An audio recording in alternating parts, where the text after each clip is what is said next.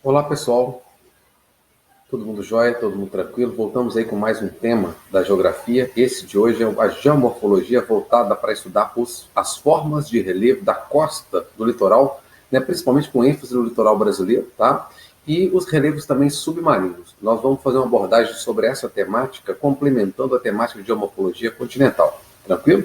Então, passando aqui para o primeiro slide, vocês estão vendo aqui que ao longo de todo o litoral do Nordeste, nesse mapa aqui, aparece como a unidade número 28, é classificada na mais usual classificação, né, de forma de relevo na atualidade, que é a classificação, né, feita pelo Jurandir Rossi. Ele coloca essa unidade de relevo número 28 aqui como planícies e tabuleiros litorâneos, tá? Então, uma faixa mais, né, significativa aqui no litoral do Brasil, com planícies e tabuleiros litorâneos. Já já eu mostro para você o que são tabuleiros, tá? Agora, por que aparece essa faixa de planície aqui no Nordeste e não aparece aqui no Sudeste? Quem já visitou o litoral do Brasil, quem já visitou as praias do Brasil, já percebeu que nas praias do Brasil as faixas, né, de praias são maiores lá no litoral do Nordeste. Você tem ali, o que é a planície? A planície ali é onde tem areia, onde tem a deposição de areia feita pelo mar. Só que no litoral do Nordeste, essa faixa de areia, ela geralmente é mais extensa do que se comparado, por exemplo, às faixas de areia aqui no litoral do Sudeste, do Centro-Sul, né? Então, enfim, ali no Nordeste você tem uma extensa área de praia, de areia, de deposição sedimentar, formando ali faixas de planícies maiores. E além de ter faixas de planícies maiores, ainda você tem ali estreitas aqui no litoral do Sudeste, elas praticamente não aparecem aqui, ó, como vocês podem ver, no mapa do Brasil. Tá legal? Então aqui ela está principalmente aqui nessa faixa do litoral do Nordeste. Agora, dando continuidade à ideia de tabuleiros litorâneos, olha essa imagem aqui. Você tem aqui o litoral, né, a praia, né, onde há planície, sedimentação, e você perceba que aqui para dentro do continente você tem uma extensa área aqui com relevos planos, né, que adentram para dentro do continente. E são relevos com variação topográfica em relação ao nível do mar de pouco mais aí de 50, no máximo 100 metros de variação topográfica em relação ao nível do mar. E eles estão aí com uma certa regularidade, são relevos de topos planos, né? Eles reproduzem mais ou menos o que seriam chapadas, são pequenas chapadas, e que no Brasil a gente dá a nomenclatura de tabuleiros litorâneos. Geralmente a composição rochosa é sedimentar, os topos são planos, tá? E eles ocupam uma faixa aí do litoral brasileiro considerada significativa nessa faixa litorânea do Nordeste especificamente, tá? Uma outra imagem para a gente ver mais claramente. Normalmente, quando os tabuleiros chegam na linha de costa, eles formam essas encostas mais abruptas daqui, né? Próxima à linha de costa, que a gente dá o nome de falésias, né? Que são essas encostas aí bem íngremes, mas com variação topográfica normalmente entre 50, no máximo 100 metros aí de altitude, tá bom? Essa aqui é uma visão lateral, né? Para a gente ver melhor aqui. Está aqui a praia, uma planície de sedimentação, aqui tem sedimento sendo depositado recentemente, e essas encostas aqui no litoral são chamadas de falésia. Muito comum falésia nas praias do Nordeste. Da Bahia, né, em direção ao norte do Brasil, ao extremo norte do Brasil, você vai encontrar as falésias como uma forma de relevo aí muito comum. Como que é formada uma falésia? A falésia é formada pela erosão marinha, né? Então, na maré alta, aqui na linha de costa, a onda do mar bate nessas encostas aqui, vai solapando, vai provocando uma erosão ali, vai provocando ali, na verdade, um intemperismo, uma erosão, e os sedimentos vão sendo retirados ali, e vai formando essa encosta íngreme, né, junto à linha de costa. É comum, às vezes, nas praias de falésia, na maré alta, você não ter, você ter toda a área de praia encoberta pelas águas, então você só tem a praia na maré baixa, tá? Aqui é outra imagem aqui de uma praia com dunas, né? Quer dizer, essa área de sedimentação aqui do litoral, ela se estende para dentro do continente e às vezes aí por quilômetros para dentro do continente, né? Formando aí uma planície sedimentar mais extensas nessas faixas, né, de praias com dunas, tranquilo? Pessoal, e aqui, ó, são os lençóis maranhenses, né? Então o pessoal fala assim, o que são os lençóis maranhenses? São áreas de sedimentação também, e são áreas de sedimentação recente. O sedimento está aqui em movimento, então se são áreas de sedimentação recente, e o sedimento está sendo depositado ali, seja por deposição eólica, né, seja por deposição marinha, é uma área de sedimentação, é uma área de planície, tá bom? Ó, entre as formas no litoral do Brasil e do mundo, nós vamos encontrar também os golfos. O que são golfos? São essas reentrâncias marinhas cercadas por continente por quase todos os lados. Ó. Tranquilo? O que define um golfo? É uma reentrância marinha de grande tamanho. Esse aqui é o Golfo do México. Né? Imagine só, esse aqui é o sul dos Estados Unidos, né? Esse aqui é a Península de Yucatán, no México. E esse aqui é o Golfo do México, uma grande extensão aqui marinha, né, cercada por água por todos os lados. Aqui você tem o rio Mississippi, né, desaguando no Golfo do México, e aqui nós encontramos petróleo. Boa parte dos golfos do mundo tem petróleo. Vão lembrar do Golfo do México, né? Vão lembrar do Golfo Pérsico, vão lembrar lá do Golfo de Aqaba, né? Bom, enfim, vários golfos no mundo são regiões aí que nós podemos encontrar petróleo, tranquilo? Esse aqui, gente, é a Baía, né? Baía de Guanabara. Ela tem um formato de um golfo. O que difere uma baía de um golfo? É o tamanho, né? Olha, imagine você, isso aqui é muito menor do que um Golfo do México, né? Visivelmente, a Baía de Guanabara, muito conhecida, né? um dos postais aí do Rio de Janeiro, em termos de tamanho comparado a um Golfo, é bem menor. Mas é uma reentrância marinha também, cercada por água por quase todos os lados também, tá? Então o conceito é o mesmo, porém o que difere um golfo de uma baía é o tamanho. Outra forma muito comum no litoral, né, é a ponta, pontal e península. Mesmo conceito para as três coisas, né? O que difere uma ponta, um pontal, né, uma península? O que difere e um cabo também, você pode considerar, né, Cabo da Boa Esperança, né? Está lá no sul da África, o Cabo das Tormentas, né? O que difere um cabo, uma ponta, um pontal, uma península? Eu diria para vocês que é o tamanho. O cabo seria o menor, né? A ponta seria um pouco maior, o pontal maior um pouco e a península maior ainda, né? Só para a gente ter uma noção aqui, a ponta seria um bairro de uma cidade, né? O pontal poderia ser uma cidade dentro de um pontal. A península já seria um país. A exemplo aqui, ó, você tem aqui a ponta do Mamole, né, que é em Moçambique, um dos paraísos, né, do mundo, tá? Nós estamos falando aqui, né, de uma região muito bonita, tranquilo? Agora você tem aqui embaixo aqui, ó, um exemplo de península, aqui é a Península Ibérica, né, Portugal e Espanha. Aqui você tem a Península Itálica. É bom a gente lembrar que a Itália é uma península, a Península dos Balcãs, né, a antiga Iugoslávia, onde houve, né, vários conflitos no pós-Guerra Fria, tranquilo? Então é interessante a gente ter esses conceitos aí bem delimitados. O que é uma ponta, uma península, um pontal? É uma reentrância continental, né, cercada por água por quase todos os lados. É um conceito inverso de baía, né, de golfo. Né? O golfo é uma reentrância marinha, cercada por continente. E a ponta, pontal e península é uma reentrância continental que avança para dentro do mar e é cercada por água por quase todos os lados, tá? Outra forma de relevo também litorânea são as restingas. As restingas, gente, são esses cordões de areias que formam aí na linha de costa, tá? E normalmente esses cordões são encontrados aí com vegetação cobrindo parcialmente a sua superfície. É parcialmente, tá bom? E normalmente é uma vegetação rasteira. Ah, por que acontece essa vegetação não muito densa? Gente, um ambiente salino, um solo com alta concentração de areia. Então é um ambiente um tanto quanto hostil para a ocupação, né, para a colonização vegetal. Então normalmente você vai encontrar vegetações mais esparsas, mais, né, rasteira, cobrindo essa faixa de terra, tá bom? Gente, e ainda aí no relevo, né, litorâneo, nós vamos passar agora para comentar o relevo submarino, tá? E para falar desse relevo submerso, né, pelo mar, né, na costa brasileira, nós vamos falar um pouquinho aqui sobre esse espaço territorial aqui, ó, que também pertence ao Brasil, são chamadas zonas econômicas especiais, tá? E que pertencem juridicamente ao território brasileiro.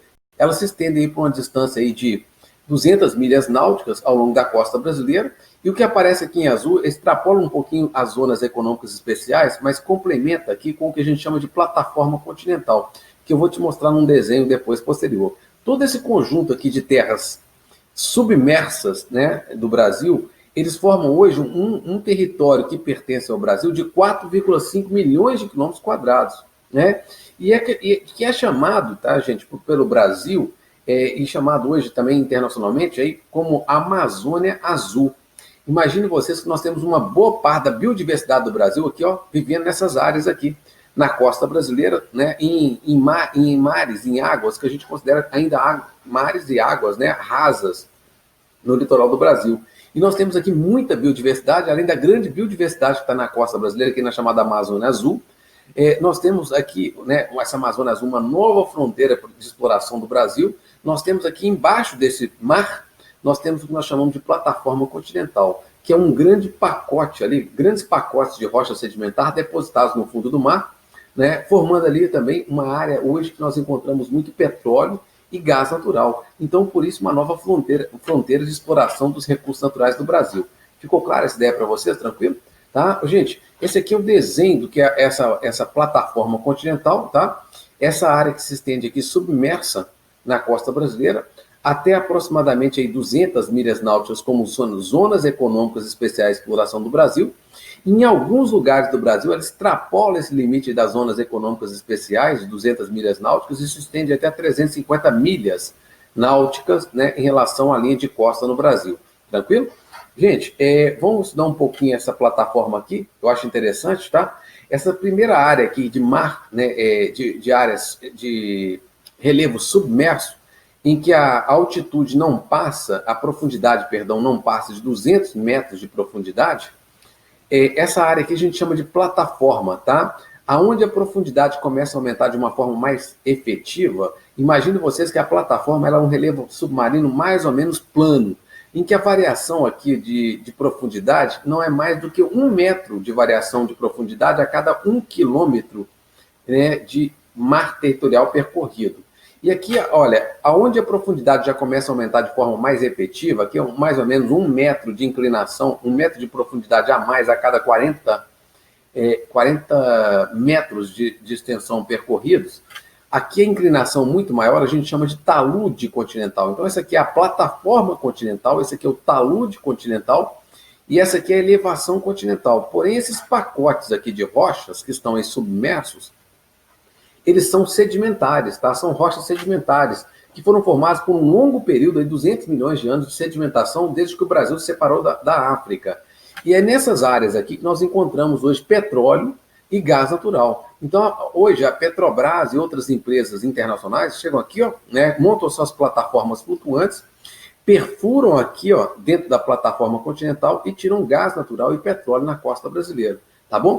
E esse petróleo pode ser encontrado tanto na área da plataforma continental, como pode ser encontrado aqui no talude e na elevação continental, tá? Porém, na atualidade, o Brasil está explorando petróleo aqui na plataforma continental e está explorando petróleo aqui no talude continental. Você já ouviu falar que o Brasil está explorando petróleo em águas profundas?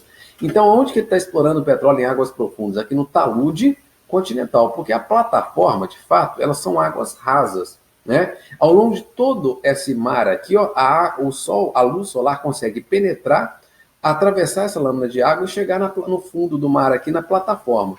E é nessa plataforma continental que nós concentramos boa parte da biodiversidade marinha. Né? Por incrível que pareça, as pessoas acham que os peixes, né, boa parte da fauna marinha, ela vive mais distante da costa brasileira. Não, ela vive aqui principalmente nessa área da plataforma continental. Por quê? Porque esse filtro solar aqui não consegue reter a iluminação solar. Ele chega todo aqui, ó, sobre a superfície da plataforma, desenvolvendo aqui uma grande biodiversidade, tá bom? Isso é interessante também de saber.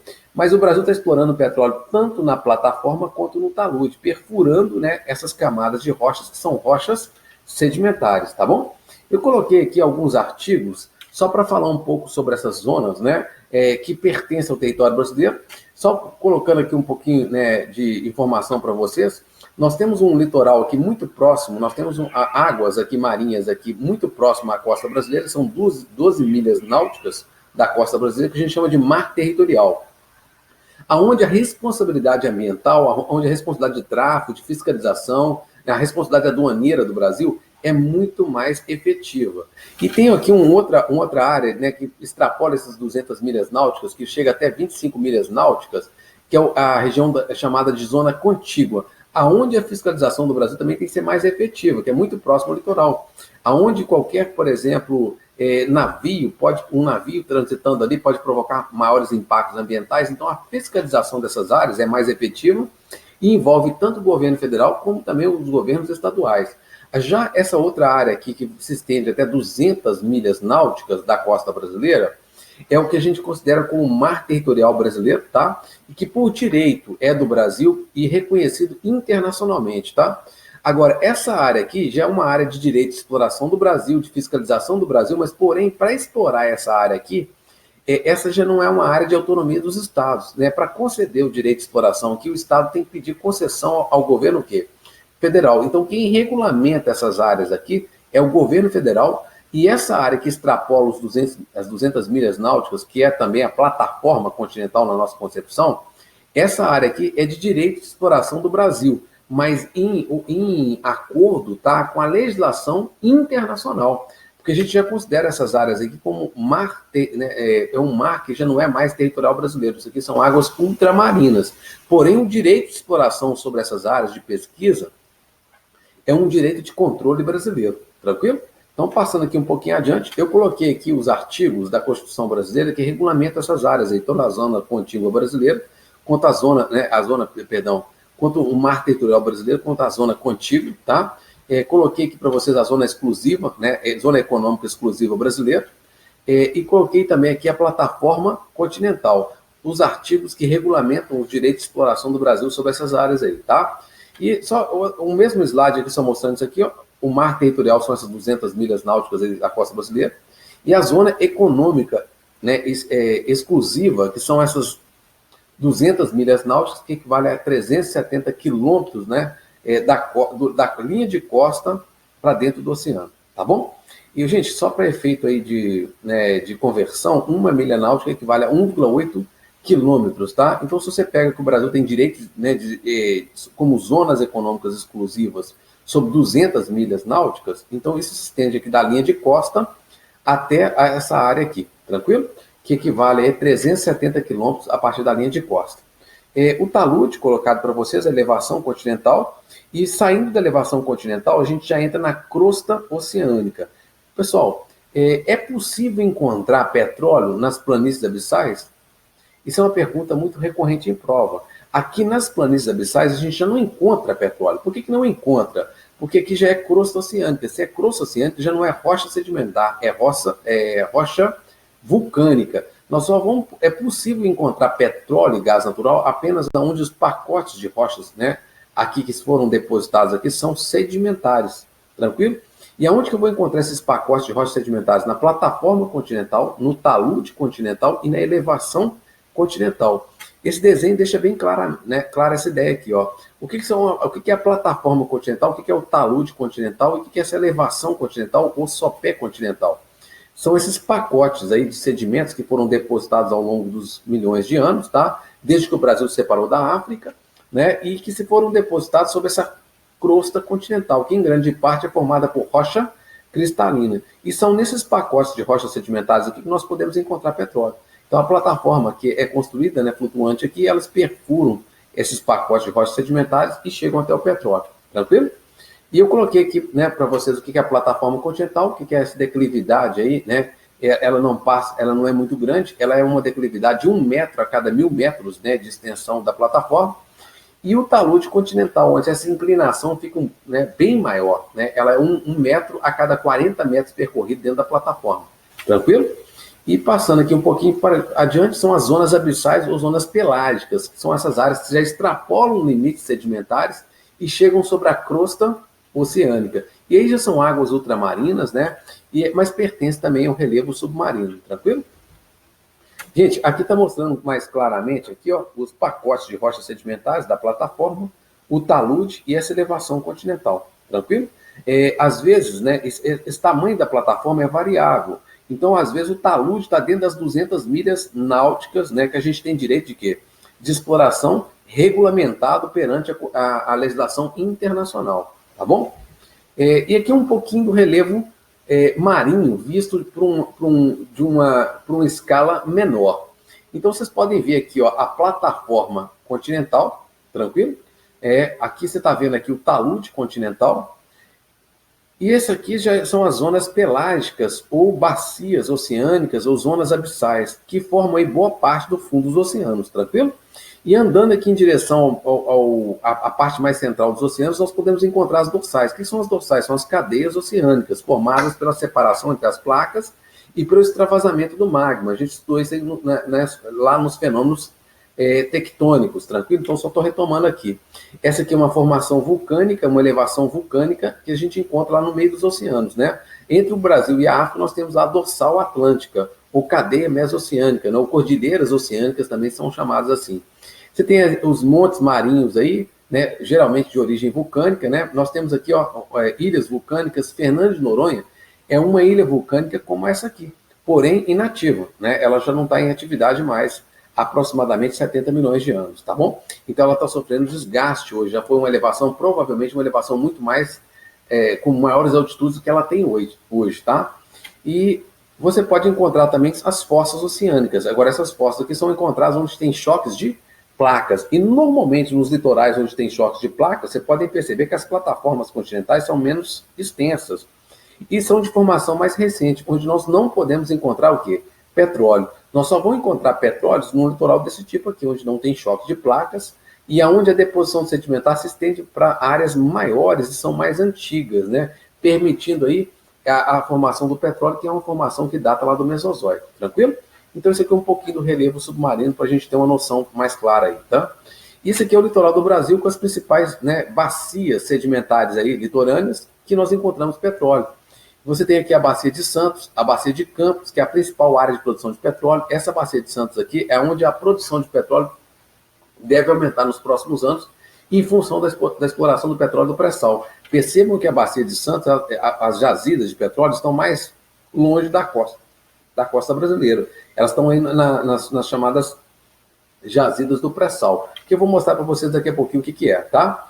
Você tem aqui, por exemplo, a de Cumuruxatiba, né, aqui a de Cumamu, né, a de Sergipe, Alagoas, a de Potiguar, a da Foz do Amazonas, aqui a do Amazonas, do Solimões. São todas áreas onde nós temos hoje exploração de petróleo e gás natural. Essa aqui, ó, dentro do continente, isso aqui é o Recôncavo Baiano. Curiosamente, essa aqui foi a primeira área a ter perfuração de poços de petróleo no Brasil, ainda na década de 30 do século passado, tá bom? Começou com uma exploração privada e quando a Petrobras foi criada na década de 50, toda e qualquer exploração de petróleo no Brasil foi nacionalizada. Nós tivemos a nacionalização dessas reservas de petróleo e ela passou a controle do Estado brasileiro.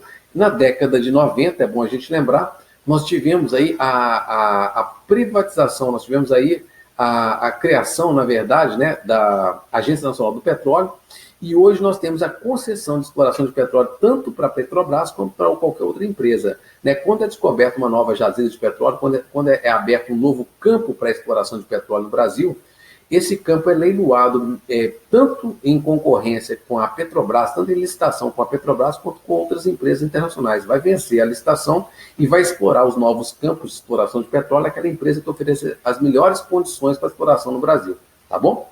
E passando adiante aqui, um pouquinho só para a gente dar uma ideia do que é o petróleo do pré-sal. Muita gente fica com dúvida. O que é o petróleo do pré-sal, pessoal? Gente, o petróleo do pré-sal é simplesmente perfurações mais profundas, porque nós já tiramos petróleo nessa área aqui, ó. Só que essa área aqui é o pós-sal.